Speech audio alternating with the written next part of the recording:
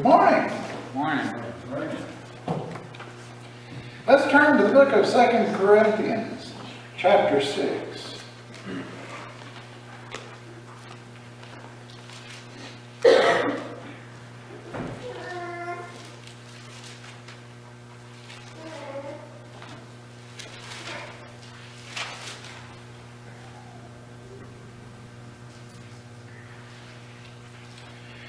Second Corinthians chapter 6, starting in verse 1.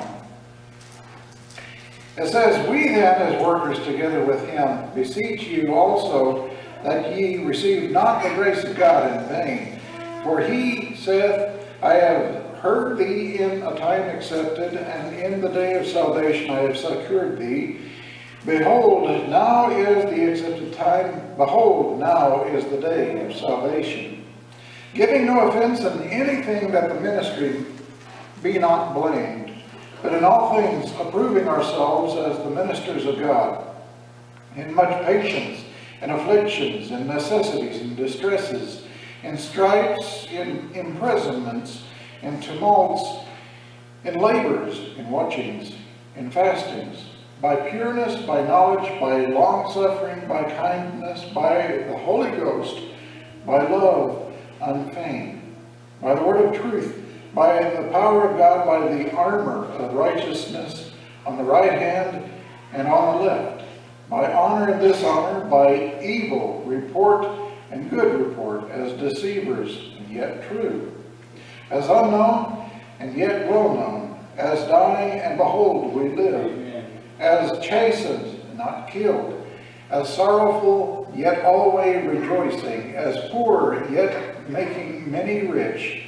as having nothing and yet possessing all things. O ye Corinthians, our mouth is opened unto you, our heart is enlarged. Ye are not straitened in us, but ye are straitened in your own bowels.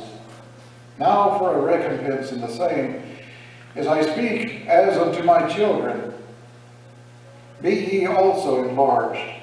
Be ye not unequally yoked together with unbelievers, but what fellowship hath righteousness with unrighteousness, and what communion hath light with darkness, and what concord hath Christ with Belial, or what part hath he that believeth with an infidel, and what agreement hath the temple of God with idols? For ye are the temple of the living God, as God hath said, I will dwell in them and walk in them, and I will be their God, and they shall be my people.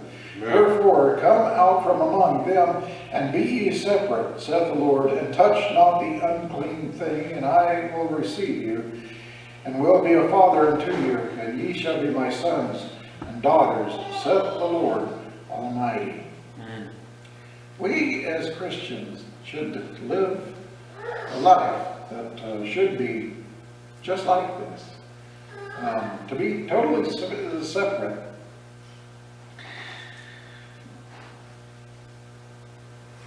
I like verse 10 especially, where it says, as sorrowful yet always rejoicing, as poor yet making many rich, as having nothing and yet possessing all things.